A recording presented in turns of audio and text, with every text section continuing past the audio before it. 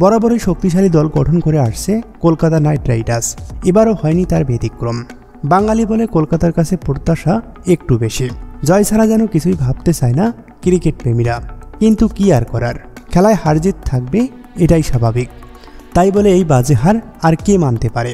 চলতি আইপিএলে আজ মুম্বাই ইন্ডিয়ান্সের মুখোমুখি হয় কলকাতা নাইট রাইডার্স।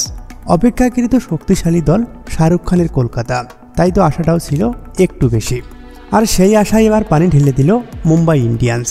শুরুতেই টস জিতে ফিল্ডিংয়ের সিদ্ধান্ত, তা যে ভুল ছিল না সেটাই প্রমাণ করে দিয়েছেন হার্দিক পান্ডিয়ার দল।